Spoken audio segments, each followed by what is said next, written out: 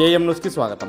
నంద్యాల జిల్లా ఆలగడ్డ నియోజకవర్గ టీడీపీ అభ్యర్థి భూమా అఖిలప్రియ సోమవారం తమ స్వగృహం నుండి వేలాది మంది అభిమానులు అశేష జనవాహిని ఊరేగింపు నడుమ నామినేషన్ వేసేందుకు వెళ్లారు.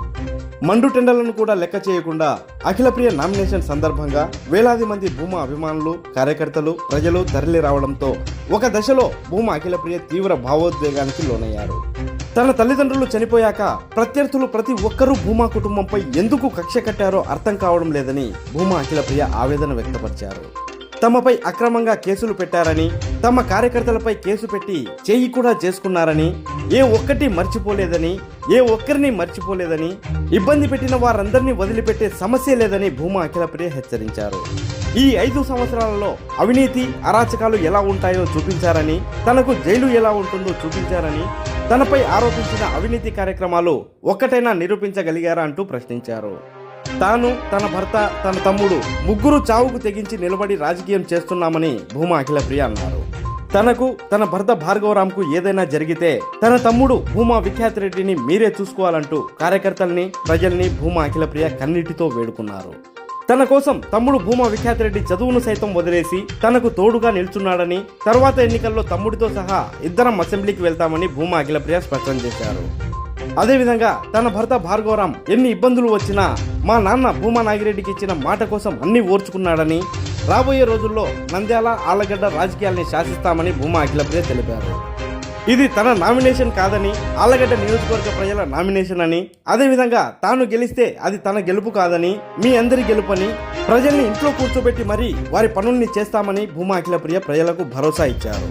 అనంతరం మాజీ మంత్రి భూమా అఖిలప్రియ తన భర్త భార్గవరాం, తమ్ముడు విఖ్యాత్ రెడ్డిలతో ఆలగడ్డ మండల రెవెన్యూ కార్యాలయం చేరుకొని రిటర్నింగ్ అధికారి మల్లికార్జున్ రెడ్డికి నామినేషన్ పత్రాలను అందజేశారు.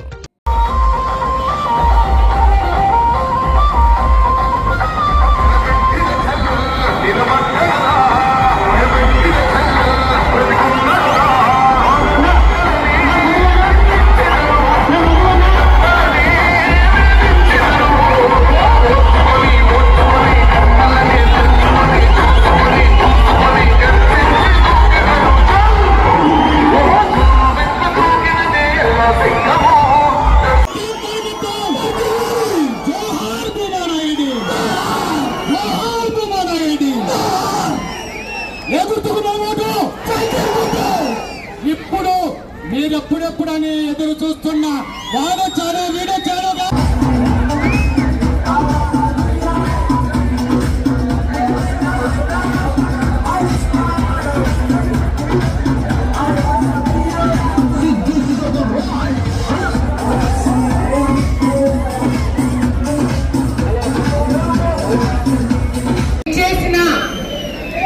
దైవంతో సమానులైన ఆలగడ్డ ప్రజలకి, నా తల్లిదండ్రి సమానులైన కార్యకర్తలందరికీ పేరు పేరున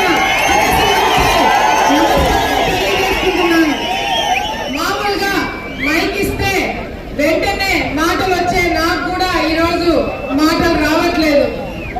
శోభా నాగిరెడ్డి గారు చనిపోయి ఎల్లుండికి 10 సంవత్సరాలు అవుతుంది.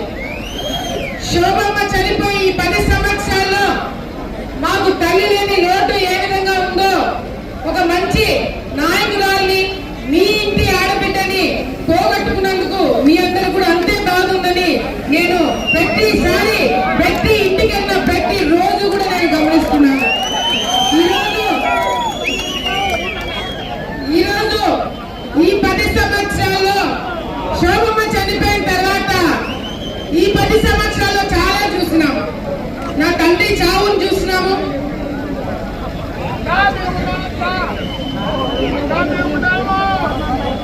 నా తండ్రి చావును చూసినాము. కార్యకర్తలు మా కోసము ఎన్ని ఇబ్బందులు పడ్డారో, ఎన్ని కేసులు పంపించుకున్నారో,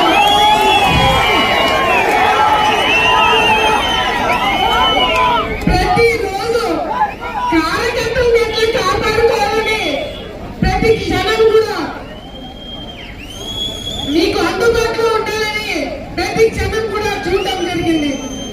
నిజంగా ఈ 10 సంవత్సరాలు తండ్రి చనిపోయిన తర్వాత ఎందుకు ఇంతమంది నా మీద కక్ష కట్టినారు?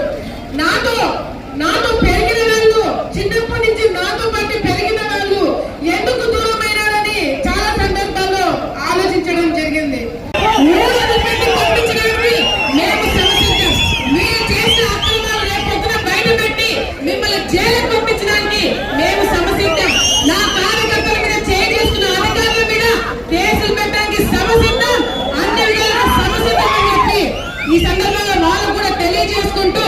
ఈ రోజు మేము ముగ్గురము అన్నిటికీ తెగించి చావు కూడా తెగించి రాజకీయం చేస్తున్నాం.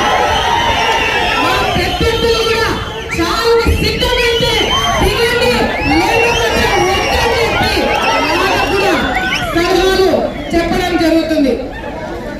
ఈరోజు నేను నా భర్త అన్ని విధాలుగా విఖ్యాతిని కానీ మిమ్మల్ని కానీ కాపాడుకోవాలి, చూసుకోవాలని ఒక నిర్ణయం తీసుకొని ఇక్కడికి దిగడం జరిగింది.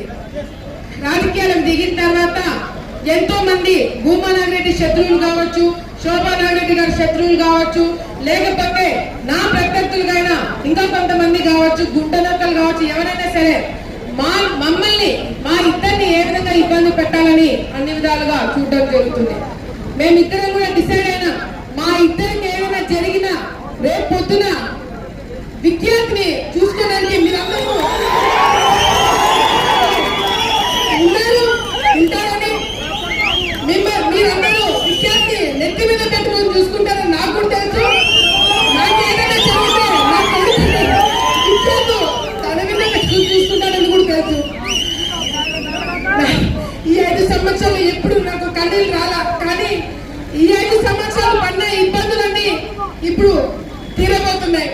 మీ అందరినీ కాపాడుకోవడానికి చేసే ప్రయత్నంలో ఏదైనా పొరపాటు జరిగింటే నన్ను మందించాలని చెప్పి కార్యకర్తలందరికీ కూడా తెలియజేసుకుంటూ నా తమ్ముడికి ప్రత్యేకమైన నేను ధన్యవాదాలు తెలియజేసుకోవాలా. ఏ సమస్య వచ్చినా అక్క నేను పోతాను, అక్క నువ్వు ఉండు, నేను వెళ్తాను, నేను చూసుకుంటానని చెప్పి నాకు అండగా నిలబడ్డాడు. వాడు చదువు కూడా పక్కన పెట్టి, వాడు లైఫ్ అంతా పక్కన పెట్టి ఆలగడ్డ రాజకీయాల కోసము నా కోసం దిగడం జరిగింది. ఎంతమంది మమ్మల్ని విడగొట్టాలని చూసినా ఎప్పుడు కూడా నా చేయి పట్టుకున్నానే తప్ప ఎప్పుడు నేను వదిలిపెట్టి పోలేదు. నా తమ్ముడు తప్పకుండా ఎవరైతే కొన్ని డౌట్లు ఉన్నాయో వాళ్ళకి అది కూడా క్లియర్ చేస్తా. రేపు పొద్దున విఖ్యాతు మా కుటుంబ చరిత్ర చూసుకుంటే ప్రతి ఎన్నికలకి 2 వెళ్తారు అసెంబ్లీకి. వచ్చే ఎన్నికల్లో నేను నా తమ్ముడు అసెంబ్లీలో కూర్చుంటామని చెప్పి ఈ సందర్భంగా నంద్యాల జిల్లా రాజకీయాలు శాసించే విధంగా మేము కష్టపడతాము అని చెప్పి కూడా ఈ సందర్భంగా నంద్యాల కార్యకర్తలకి, నంద్యాల ప్రజలకి, ఆలగడ్డ ప్రజలకి మేము మాటిస్తున్నాం. అంతేకాకుండా ముఖ్యంగా నా భర్త భార్గవరావు ఎన్ని ఇబ్బందులు వచ్చినా, ఎన్ని సమస్యలు వచ్చినా నా కోసం కాదు, కేవలము భూమా నాగిరెడ్డి గారికి ఇచ్చిన మాట కోసమే ఈరోజు రోడ్డు మీద పోయే కుక్క కూడా మొరిగిన అన్ని ఓర్చుకున్నారు. నా కోసము, తమ్ముడు కోసము, కార్యకర్తల కోసము, ఆలగడ్డ రాజకీయాలు బాగుండాలని తన వెనక ఉండి మమ్మల్ని ముందుకు నడిపిస్తున్నారు. మధుర కిలప్రియ అని అంటున్నారే, నేను ఒకటే మీ అందరికి తెలియజేసుకుంటున్నా, నేను పుట్టడం భూమా నాగిరెడ్డి కూతురుగా పుట్టా. భూమా నాగిరెడ్డి గారు కూతురుగా రాజకీయాలు చేస్తున్నా. భూమా నాగిరెడ్డి గారు కూతురుగా పెద్దలను ఎదుర్కొంటున్నా. భూమా నాగిరెడ్డి కూతురుగా ఈ రోజు వాళ్ళ గుండెల్లో నిద్రపోయడమే కాకుండా వాళ్ళకి నిద్ర లేకుండా చేస్తున్నా. తప్పకుండా నేను చచ్చే ఒక్క రోజు ముందు నా భర్త భార్గవరావు పేరు పెట్టుకొని మద్దూరు అఖిల ప్రియగా చావడానికి కూడా నాకు ఎటువంటి సమస్య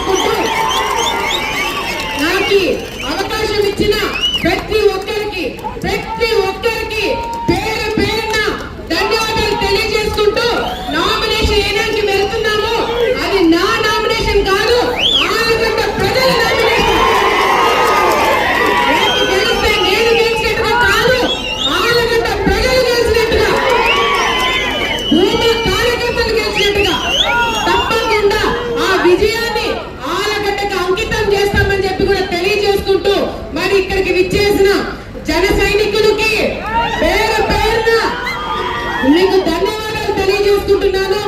అంతేకాకుండా బీజేపీ మరి ఎంఎస్పీ కూడా మీకు కూడా ధన్యవాదాలు తెలియజేసుకుంటూ వచ్చే రోజుల్లో మిమ్మల్ని కాపాడుకుంటూ అండగా ఉంటూ సమస్య ఎక్కడ లేకుండా ఆలగడ్డని అభివృద్ధి బాటలో తీసుకెళ్తున్నట్టుగా మీకు అన్ని విధాలుగా హామీ ఇస్తూ అమ్మ లాంటి ఆలగడ్డని గుండెల్లో పెట్టుకొని చూసుకుంటామని చెప్పి కూడా ఆలగడ్డ ప్రజలకి మాటిస్తూ ఇంత మండిపోతున్న ఎండల్లో కూడా ఒక్కరు కూడా కదలకుండా ఇంతసేపు విన్నారంటే ఇది చాలు. మీరు గుండెల మీద చేసుకొని ప్రశాంతంగా పడుకోండి. మీకోసం బయట తిరిగేది మేము. ఈ 20 రోజులు మీరు బయట తిరగండి. వచ్చే 5 సంవత్సరాలు మీరు దర్శనం